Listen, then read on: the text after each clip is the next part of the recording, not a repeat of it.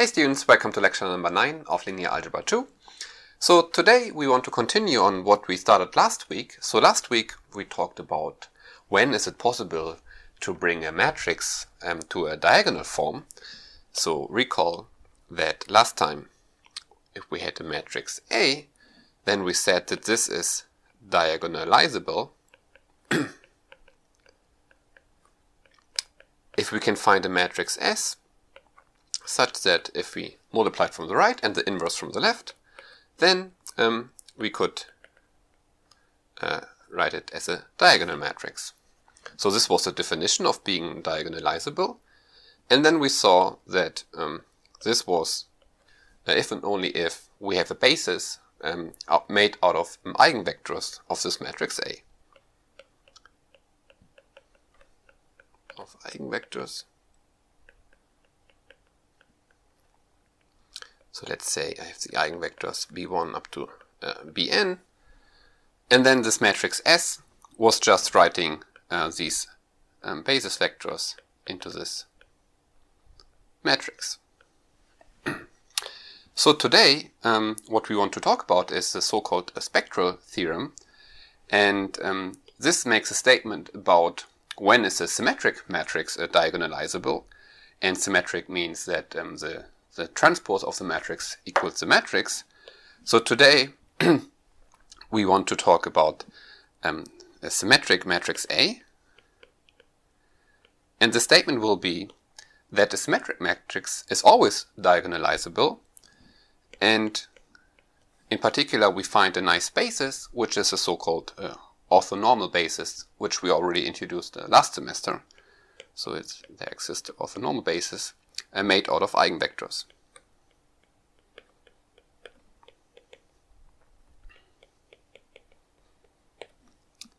And then we will also see that this matrix S, if we write these eigenvectors into this matrix, then the inverse of this matrix will be just given by the transpose. So therefore we will talk about orthogonality today. So we will first recall these notions we did in Linear Algebra 1. So recall. So in this section we will always work with a vector space Rn, because all these objects we just defined in the case when our vector space is Rn. So one thing we defined was the norm of a vector, which is if I have a vector x given by the entries x1 to xn, then the norm of this vector is just the square root of the sum of the squares of the entries. And in the case when n is 2 or 3, then this just corresponds exactly to the length of this vector. And also we defined the dot product, denoted by this bullet here. So if I have two vectors like this, then x times y is given by just multiplying each entry here and then sum everything up. And this we can also write as taking x and then write it as x transpose. So recall, if I have a vector, then the transpose is just this vector, this matrix. And if I multiply this matrix with this, then I exactly get this number here. So this is just another way of writing this dot product. And with this you can also see that if I take the dot product of x with itself, then we get exactly this sum here. And therefore the norm can be written as the square root of the dot product of x with itself. And then we also learned that we call two vectors x and y orthogonal if their dot product is 0. And in 3 dimensions this just means that they are orthogonal to each other. So these two vectors, the dot product is 0. Okay, so this we already did in Linear Algebra 1. But now what we want to introduce is a notion when a linear map is called orthogonal. So this is the first definition. So an orthogonal map is a linear map from Rn to Rn, such that if I take the norm of f of x, then this is the same as the norm of x. So an orthogonal map, if I apply it to some vector, then it will change, so it will map it to another vector, but the statement is that the length of the vector doesn't change. So for example, if you take a rotation around some angle, then this is an orthogonal map, because of course if I rotate a vector, I do not change the length. Okay, and And also we call a matrix A orthogonal if the corresponding map is orthogonal, meaning if I multiply A with a vector x, then this also doesn't change the length of this vector or the norm of this vector. Okay, and now first we will prove this small lemma to prove the next proposition. So the statement of this lemma is just that the dot product can be written in terms of the norms like this. So let's prove this. It's a quite straightforward proof. So, I mean, what is the norm of x plus y squared? Well, the norm we learned is just I can take the dot product of this with itself, and then I can take the square root. But so this is, but I don't have a square root here because of the square. So this just, if we multiply it out, then I multiply x with x, the dot product, which is the norm of this squared, plus, and then I have these mixed terms, plus here and here I have the dot product and y squared. So this is just multiplying this out and using that this dot product here is linear in each component. And therefore this equals this, and therefore if I bring these two terms on the other side and divide by 2, I see the dot product of x and y is given by this formula here. And this we will use now to make the following statement, namely a linear map is orthogonal if and only if I take f of x dot product of f of y, then this is the same as the dot product of x and y. So if I apply an orthogonal map to some vectors which are, for example, orthogonal to each other, where the dot product is 0, then after applying f, then they are still orthogonal to each other. And the statement is that this is if and only if, so we need to show both directions. So let's prove this.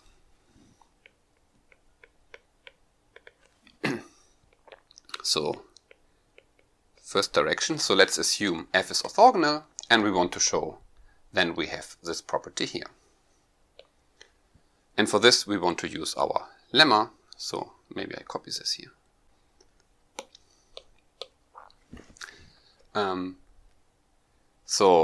So assume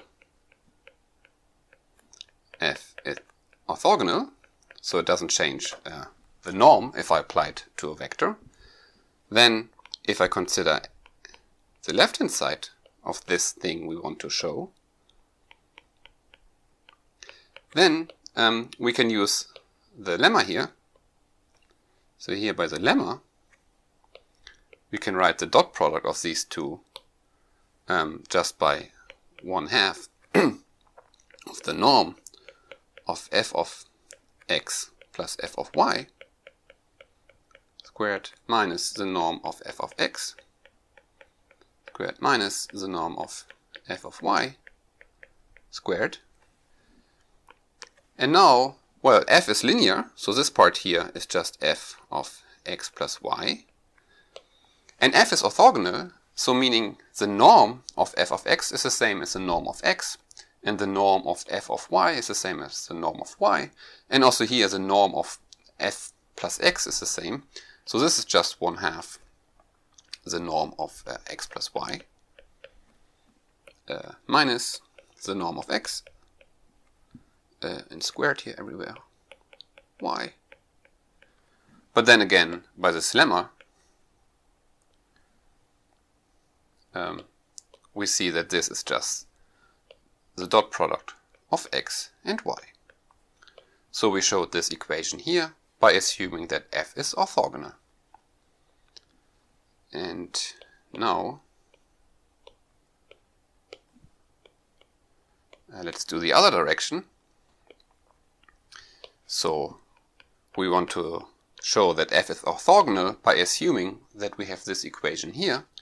So we need to check what happens if I consider the norm of f of x, I want to show that this is the norm of x. But if I look at the square of this, then this is just f of x dot product of f of x. And then using this property here, this is just dot product x with x. And this is the norm of x squared. And these norms are always positive, and therefore the norm of f of x equals the norm of x, and therefore f is orthogonal. Okay, so we have this if and only if, so a map is orthogonal, so the definition is it doesn't change the norm, but now we can also use the property that it doesn't change as a dot product between two vectors. Okay, so let's do an example. So as I said, this, if I rotate by something, then I do not change the norm, and therefore, for example, this map rod for some angle phi is orthogonal.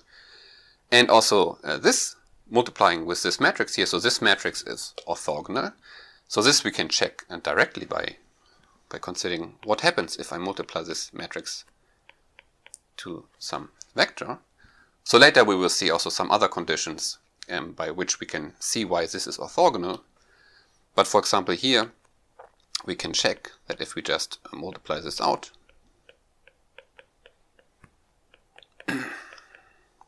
oops. So what do I get here? It's x1 plus xy, x2, x1 minus x2. So what is the norm of this?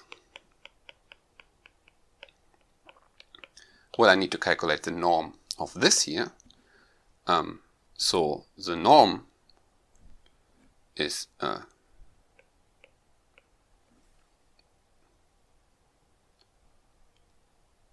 well, yeah. Oh.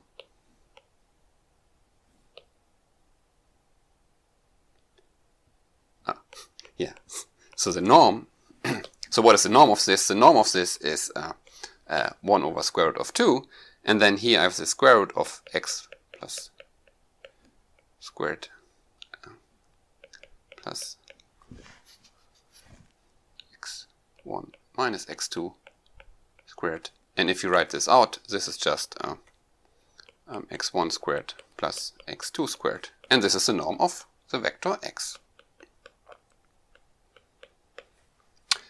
And therefore we see that the norm of a multiplied with this vector is just the norm of this vector, and therefore this matrix here is orthogonal.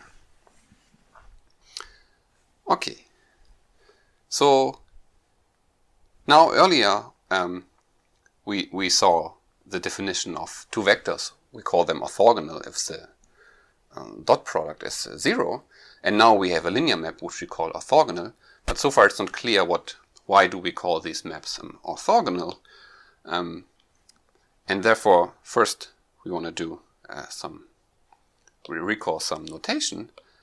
So in linear algebra 1, we called the basis b1 up to bn an orthonormal basis, which we just denote by O and B, if all these vectors are pairwise orthogonal, meaning if I take a dot product of bi with bj, then if I is not j, then this is always 0.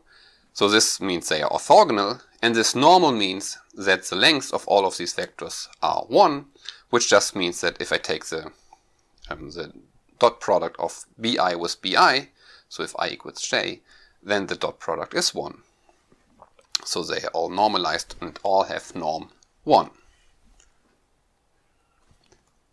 And with this, we will now see the connection of this word orthogonal of a linear map and the usual sense where we learned in linear algebra 1 what orthogonal means. And this is given by this theorem here. So the statement is, if I have a linear map F, and let's call A to be the matrix of F with respect to the standard basis. So in linear algebra 1 we just wrote this is just the matrix of F. And then all these statements are equivalent. So F is orthogonal or A is orthogonal, the matrix, but this is just by definition. And then we already saw in the proposition before, being orthogonal is equivalent to that it doesn't change the dot product between two vectors. And now a new statement is that it's also orthogonal if this matrix A is invertible and the inverse is given by the transpose of this matrix. And then the next statement is that if I consider the columns of this matrix A, meaning that I apply F to the vectors E1 up to En, so these are exactly just the columns of A. So here A is given by Fe1 up to Fen. And the statement is that this matrix A is orthogonal if the columns are an orthonormal basis of Rn. So in particular, these vectors are all orthogonal to each other. And then the last statement is that if I take any orthonormal basis and I apply F to this, then this is also an orthonormal basis. So number 5 is just a special case of this, because the standard basis here, this is also an orthonormal basis. So maybe let's go back to this example here. So for example here, because this matrix A is orthogonal, this means that these columns are orthonormal, and you see that these two vectors are orthogonal to each other, and both of them here, they have norm square root of 2, and then therefore if we divide out the square root by 2, and we have that both of them have length 1. So by the theorem we see directly that this is an orthogonal matrix. But you can also check directly here with the definition of orthogonal. Okay, so let's prove this. So we need to check all these equivalences, and some of them are in your homework number 8, and some of them are already clear. So the equivalence of 1 and 2, this is just by definition. Then the equivalence of 2 and 3, this is by the proposition we did before, 5.13. So now let's actually do something. So why does number 3 imply number 6? So if I have this here, why do I get this? So we want to show that if I take any orthonormal basis, then F applied to all these elements is also still an orthonormal basis, and what we want to use is this property here. So let this B1 up to Bn be an orthonormal basis. Then if I apply F to, if I consider the dot product of Fbi and Fbj, and then because of this property we are using, so number 3, this is just the dot product of Bi and Bj. And what we want to show is that assuming that these B's are orthogonal to each other, then also the F of B's are orthogonal. But here you can see that this is exactly the statement of 3, because this is now either 0 or 1, depending if j equals I or j is not equal to I. And therefore these things are also orthogonal to each other, and they also have length 1, and therefore this thing here is also an orthonormal basis. So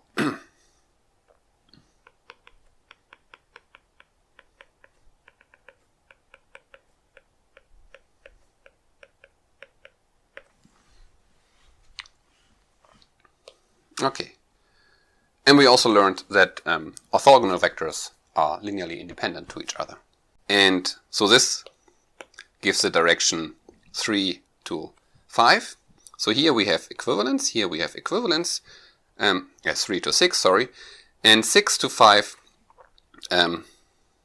6 to 5, this is clear, because it's just a special case, and therefore what you need to show in the homework is, so let me use pink here, so homework is to show these here. So this is homework number 8. So in the homework you should show, assuming that the columns of the matrix A are an orthonormal basis, then you should show that A is invertible and the inverse is given by its transpose. And the next thing, you should assume that A is invertible and the transpose is the inverse.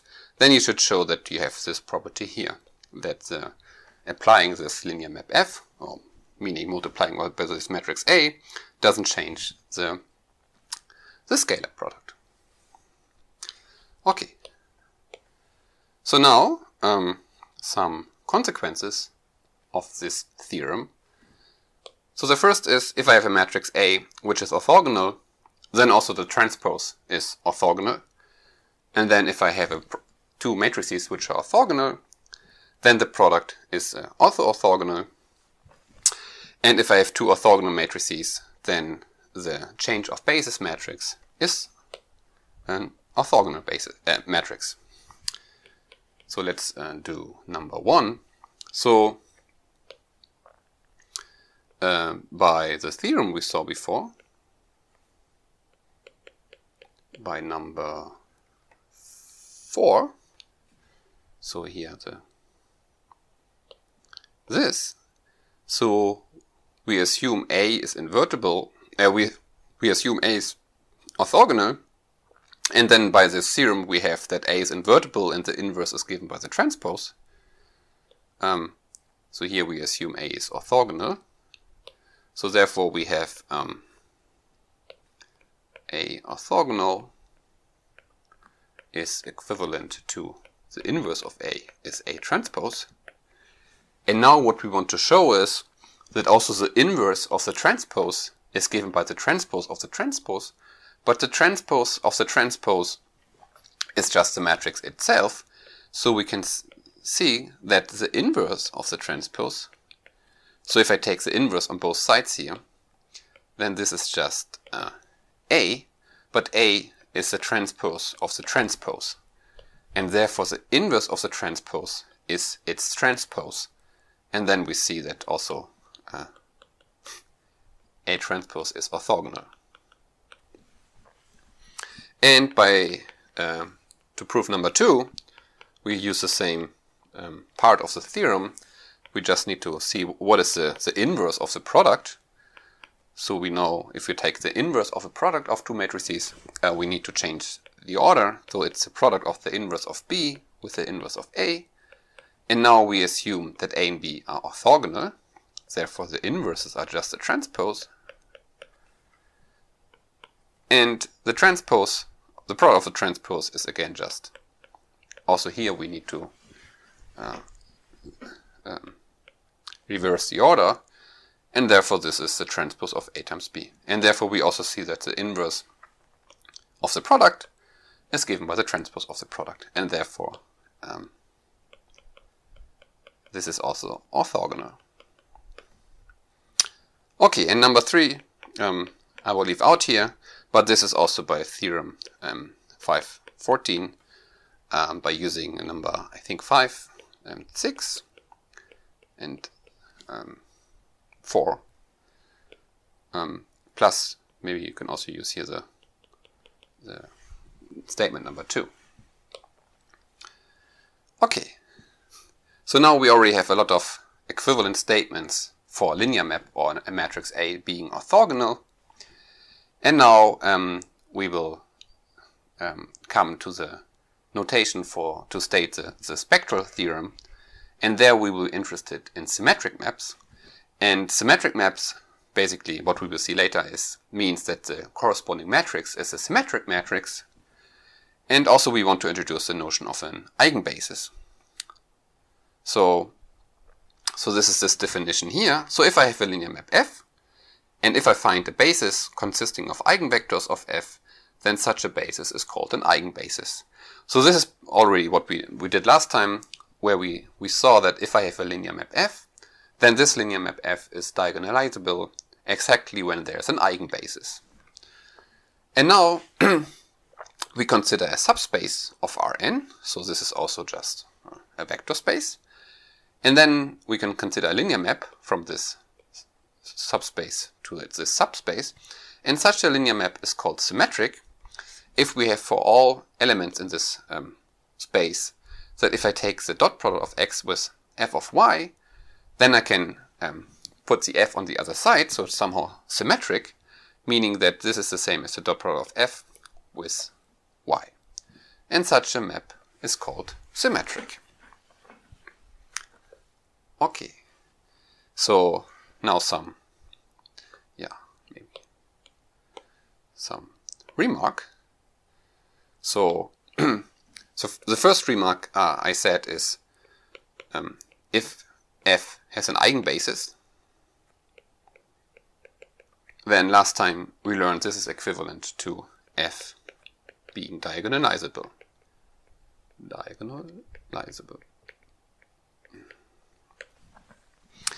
Then the second statement is, so if I have,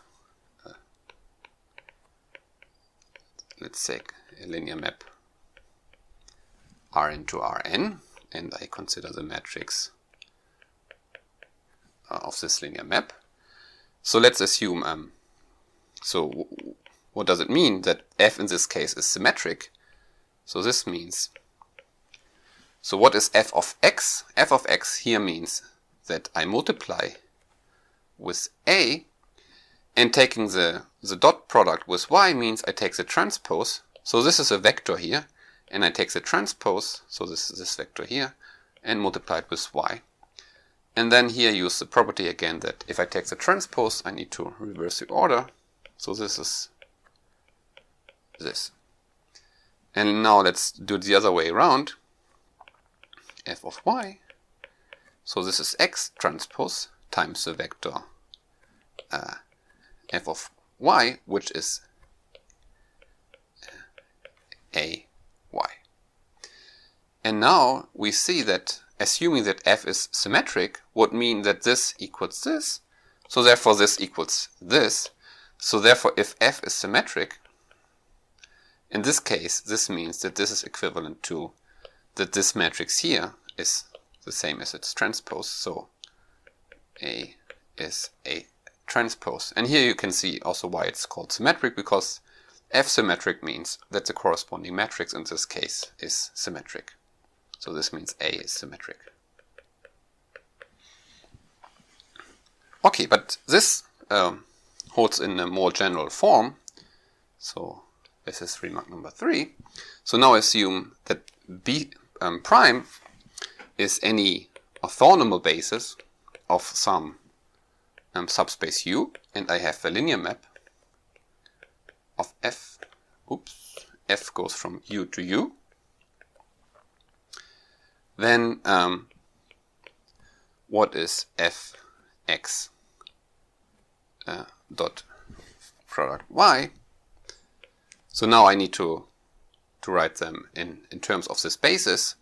So this is f of x with respect to this basis dot product y with this basis. And this, well, what does this mean again? Here I need to take the, so this is just the matrix of f with respect to the basis b prime times this element x in u with respect to this basis b prime transpose, and here I multiplied with the vector of this element y in this subspace u. But here this again means that I need to reverse this order, and I get this. And again, doing it the other way around, this is the vector of x with respect to this basis, and times the matrix of f with this basis. And here we see, again, if this equals this, then this equals this, and therefore this means that this base matrix equals this matrix, So we see, and this is now the important point, if the map F is symmetric,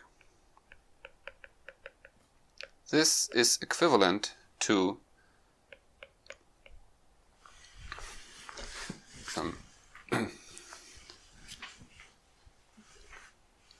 to F being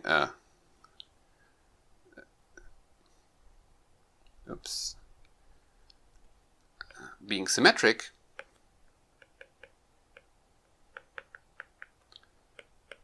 for some orthonormal basis B prime.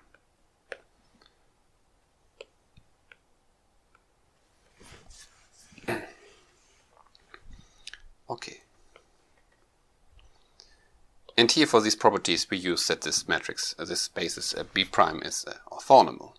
And this property, so this is what you should keep in mind now, that map F is symmetric when for some orthonormal basis B, this matrix with respect to this basis is symmetric.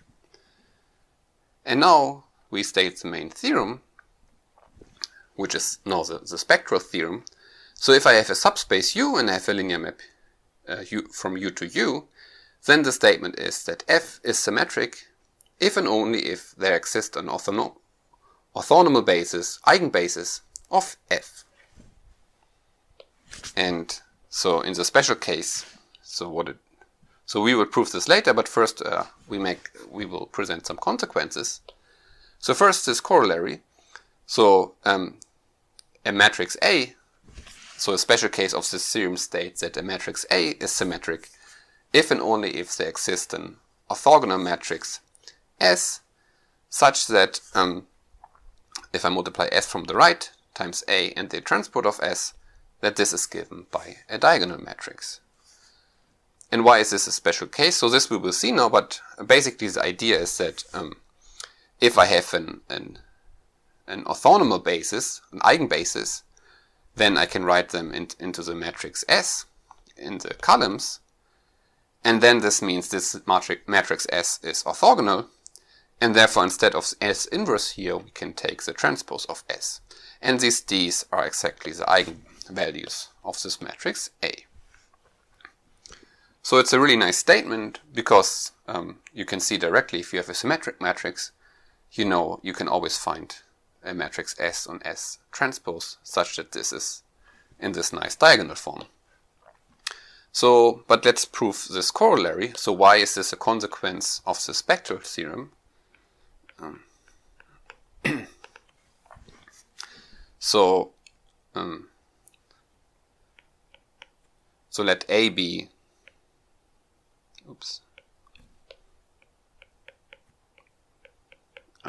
the matrix of some linear map, then we learned that A being symmetric is by this statement here, meaning this is equivalent to that the map F is symmetric, and this is equivalent to, by this theorem, that there exists an orthogonal eigenbasis,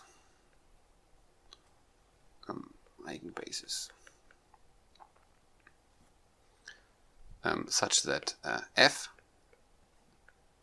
let's call it B prime, F of B prime is given by a diagonal matrix. Okay, so now let's prove the corollary using this one here. So we want to show two directions. So if A is symmetric, then we can find such an S, and also the other way, if we find such an S, then A is symmetric. But let's first go this direction. If A is symmetric, so if A is symmetric, then we see we can find an orthogonal eigenbasis B prime.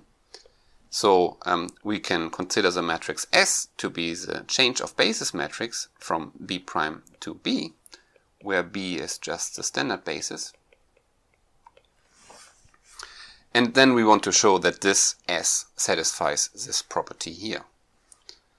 And so we see by the corollary we had before that the change of basis matrix between two orthonormal bases is orthogonal. So this matrix S is orthogonal. And we also see that this F here, so we have that this is a diagonal matrix, but the matrix of F with respect to the basis B prime is the same as taking A. Well, A is given by the matrix of F with respect to the standard basis. So therefore, the relationship between these two matrices is that here I go from B prime to B, and here I go back from B to B prime. So, but this is S, this is A, and this is S inverse. But because this S is orthogonal, S inverse is S transpose, and therefore this is S transpose A S. And therefore we see that if A is symmetric, then we can find a matrix S given by this, because A symmetric means we find a basis, orthonormal basis of eigenvectors of this matrix A, and then we can consider the change of basis matrix, and this matrix is orthogonal, and therefore we can write, we can multiply A with S from the right and with the transpose from the left, and we get a diagonal matrix. And the other way around, so assuming I can write, I can find an S such that I can do this here. Why is A symmetric? Well, so what I do is I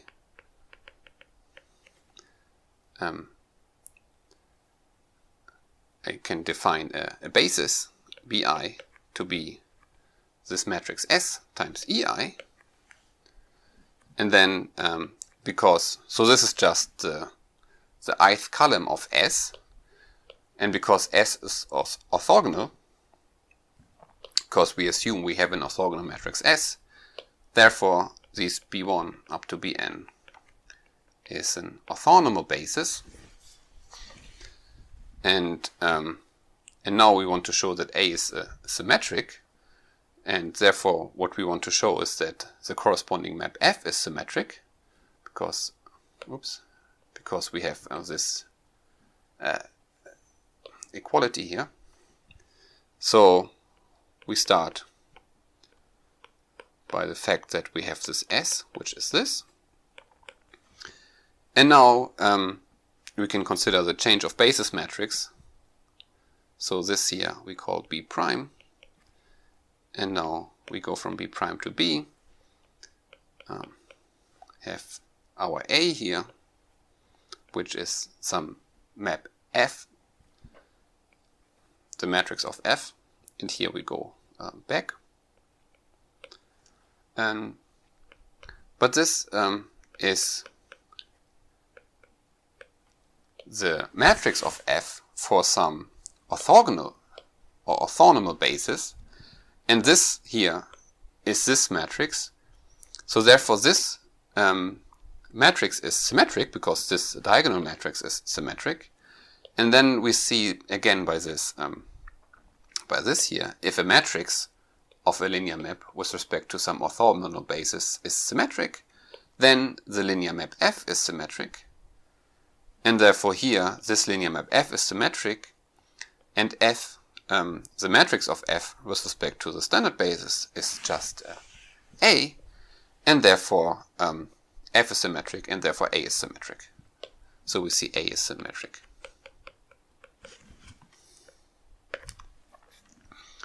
Okay.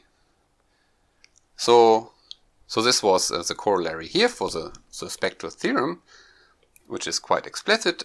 If I have a symmetric map, then I can always find a basis made out of an orthonormal basis made out of eigenvectors. And what this basically means is, because so this matrix S is now a basis change, and it's an orthogonal map. An orthogonal map means, or orthogonal matrix means, that it doesn't change the length or the angles between vectors. So if I start with my standard coordinate system in R3, for example, and I make a change of variables with the orthogonal matrix, then the angle between these vectors do not change, and also the lengths do not change. So the statement of this corollary is, if I have a symmetric matrix and I multiply it with vectors, so for example if I multiply it with a E1, then this vector maybe turns around in some direction and gets multiplied by something. But the statement is that I can find a basis, so I can somehow change the order as a direction my axes look to. So, and then in this different basis, if I apply this matrix S, in this case it just multiplies these axes in this direction, because in this case these axes are eigenvectors. But also a nice application is the following. So if I have, so we do this example here, which is the example we did in example 18. So if I have this linear map here, which is multiplying with the matrix A, which was given by this. So this example here was this reflection among a plane. And here we calculated that this has eigenvalues 1 and -1. And we had these two eigenspaces. So the first eigenspace for this eigenvector was given by this plane. And the second eigenspace was given by this line. And this map, what it did was reflect along this plane here. And here we see that this matrix is actually symmetric, because here we have the same entries. So directly by the spectral theorem, or by the corollary, we know that we can diagonalize this matrix, and we can also find an orthonormal basis made out of eigenvectors of this. So this A is symmetric, and therefore by the spectral theorem F is diagonalizable.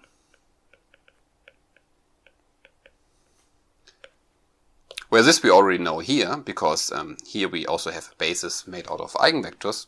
But assuming we don't have this and we just look at this matrix, then by the spectral theorem we can see directly that this is diagonalizable. But here we also have a basis, or we have an orthonormal eigenbasis.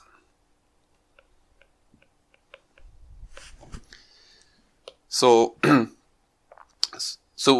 here we see that this is not really orthonormal, because one problem is that they do not have length 1.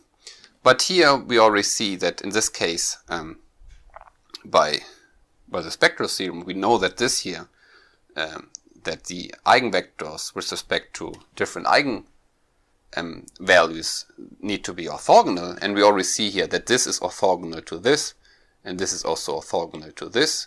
So here in this case we already see that they are orthogonal. But actually here in this V1 and V2 they are not orthogonal. But we learned last semester this Gram-Schmidt algorithm to actually find an orthogonal basis of this eigenspace here. So using Gram-Schmidt,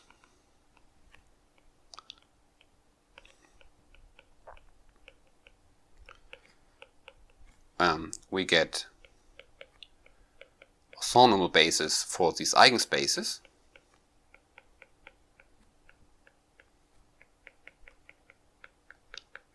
Well, in this case, the only thing we need to do here, it's one-dimensional, we just need to normalize this. So in this case, we can take the vector 1 over square root of 3, 1 minus 1, 1. And here, Gram-Schmidt, what we did, we started with some vector, normalized it. So in this case, we divided by its norm. So this has length 1. And then we learned how to use the second basis vector, and we can combine them by using some projection to get a new vector which is linearly independent to this one. and which is orthogonal. And in this case, you can check that if you take 1 over square root of 6 minus 1, 1, 2, so you can see that these are orthogonal, and you can also check that they have length 1 or norm 1, and they actually span the same space as this one here. So this gives an orthonormal basis of this eigenspace. And now these three vectors here, and let's call them B1, B2, and B3. So this is now, so let's say this is, so this is an orthonormal basis of the whole space. And if I define the matrix S to be the matrix where I put them into the columns, then in this case here we see that A times S, and from the left with S inverse, which is S transpose, this is exactly 1, 1, minus 1. So the eigenvalues here on the diagonal. Okay, in the spectral theorem already, so just looking at this matrix, this told us, because this is symmetric, that this is actually possible. But of course you don't get it for free, so you actually need to use Gram-Schmidt to actually construct your orthogonal basis explicitly. Okay, so now we want to prove the spectral theorem, and for this we need a lemma, which we will not prove in general. And the statement is that any symmetric linear map F from some subspace U to U has at least one eigenvalue. And in the homework, number 8, you do the special case for U to be R2. So you're not allowed to use this lemma here. And what you need to show is that any symmetric linear map from R2 to R2 has at least one eigenvalue. And having eigenvalue just means that the characteristic polynomial has a 0. So you need to argue why, if you start with a symmetric matrix and you consider the characteristic polynomial of this, why do you always find at least 1 0 of this polynomial, meaning you get one eigenvalue. And this one can show in general, but we will skip this. But this is one important ingredient for the spectral theorem. And in the homework 8, you will not just prove this one, but you will prove the spectral theorem in this special case. But you need to prove this lemma in your exercise. Okay, so now let's prove this spectral theorem. So theorem 517.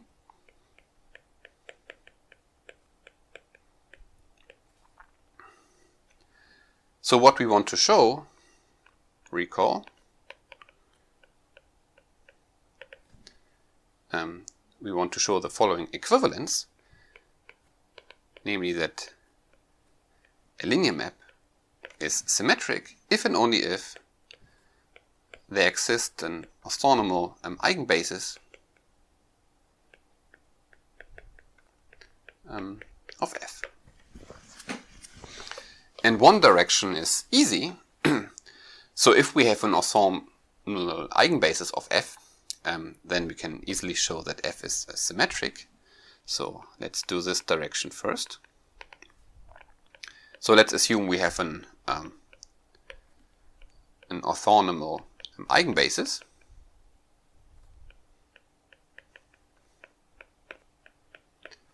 Well, this means that the matrix of F with respect to this basis is given by the diagonal matrix, which has the eigenvalues on the diagonal. And this map is, as this matrix is symmetric, and we learned if the matrix of a linear map with respect to some orthonormal basis is symmetric, then also the linear map F is symmetric. So this means F is symmetric. So we have this direction here. But the hard part is this direction. So if you start with any symmetric matrix, why do we always find an orthonormal eigenbasis of F? Okay, so we assume F is symmetric. And what we want to do is induction on the dimension of U.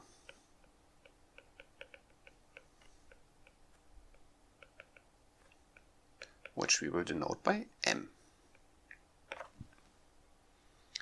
So we want to show for all natural numbers M, if I have a symmetric map from an m-dimensional space to itself, then I can always find an orthonormal eigenbasis of F. So let's do the base step. So when m is 1, well, if U is one-dimensional, then U is just the span of some vector U, which is not 0, because otherwise the dimension would be 0.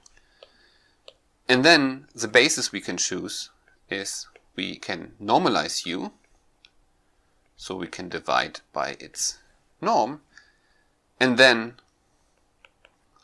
the basis consisting of this vector B1 is an orthonormal basis of U, but it's also an orthonormal eigenbasis, because if F is a map from U to U, and I apply F to U, to the small u, then this is again an element in U, and therefore it's just a multiple by this U. So always when I have a linear map like this, from a one-dimensional space to a one-dimensional space, then any non-zero vector is an eigenvector. So in this case, this U here is an eigenvector, and because this U is not 0, because otherwise it wouldn't span the space, we can normalize it, we can divide by its norm, and therefore this is an orthonormal eigenbasis. Okay, so now we did the m equals 1 case, and now we do the induction step. So the induction hypothesis is we assume there exists an orthonormal eigenbasis whenever I have a map from U to U, or let's say U prime to U prime, where the dimension of U prime is smaller than m. And now we want to show that if we have an m-dimensional space, we can also find an orthonormal eigenbasis. And first, now we use this lemma, which we didn't prove. But now we need to show that but first, so now consider a linear map f from U to U, which is symmetric, and in which case the dimension of U is m. And now we want to show that that there exists an orthonormal eigenbasis for this f here, by assuming that for lower dimensions, if I have another linear map in lower dimension, then I can always find this. So, and by this lemma, where the statement was that any symmetric map has at least one eigenvalue, this means that also this linear map here has at least one eigenvalue. So f has eigenvalue lambda,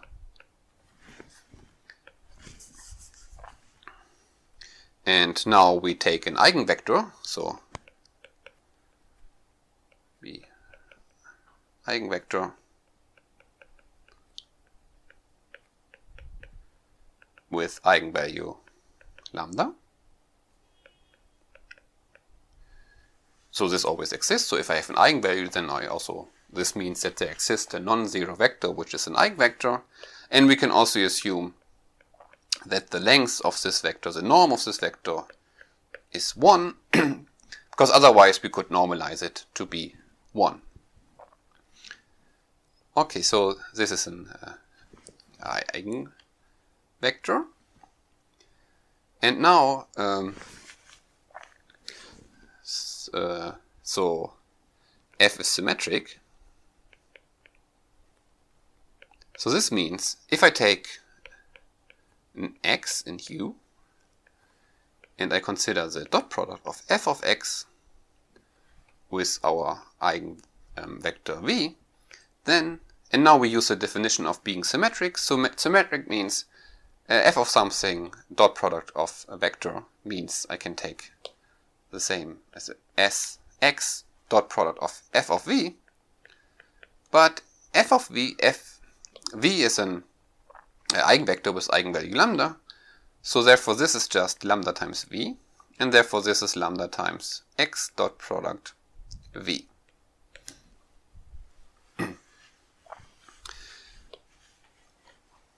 So in particular, if x and v are orthogonal, then this is 0, but this also means that f of x is also orthogonal to v. So I have this vector v, and every time I have a vector which is orthogonal to this, and I apply this map f, then after this, applying this map f, the new vector is also still orthogonal to this. So therefore, if x is orthogonal to v, then also f of x is orthogonal to v. So this means if I consider the orthogonal complement, which are all vectors which are orthogonal to this vector v, and I applied f to this space of orthogonal elements, then I still land in this space. So therefore we get a map which I now call f prime. So let's consider the span of this vector v, and then the orthogonal complement.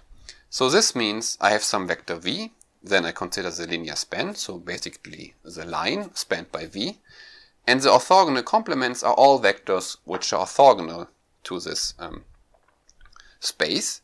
So this is a vector space, and I get a map. So this is a subspace, and I get a map to this orthogonal complement by taking a vector here and sending it to f of x. Because we learned that if x is in this space, this means it's orthogonal to v, and I apply f, then I again get an element in this space because f of x is also orthogonal. So therefore we really get a map from the orthogonal complement to the orthogonal complement. But this is now a subspace of our U, and which has smaller dimensions. And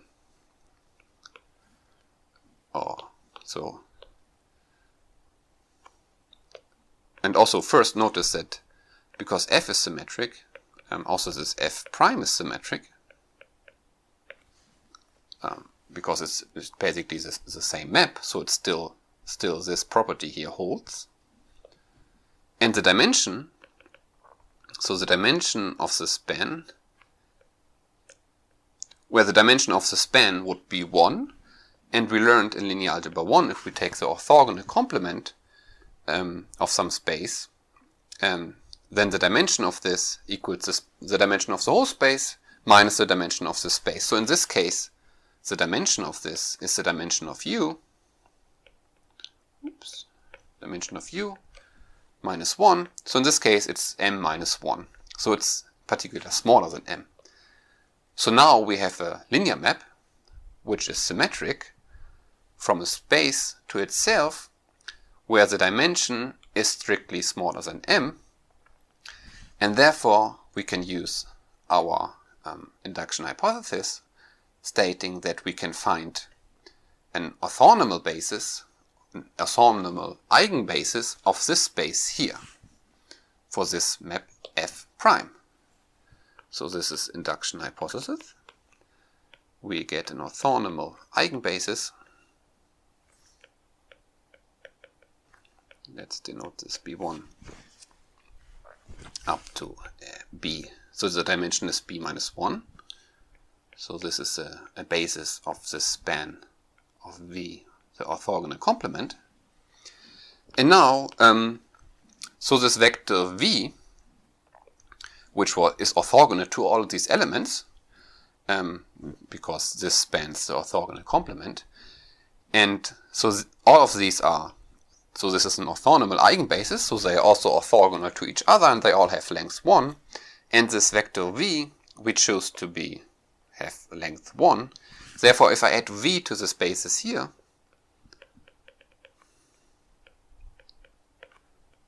then you can first check that this is linearly independent, so they are linearly independent, but this is orthogonal to them, so they are also linearly independent.